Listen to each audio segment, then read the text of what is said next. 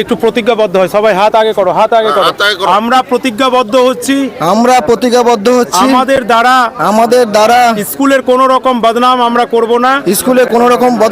করব না, আমরা একটাই প্রতিজ্ঞাবদ্ধ করব যে আমরা মাধ্যমিক পরীক্ষাতে কোনোভাবে নকল করার চেষ্টা করব না বা নকল নিয়ে যাব না।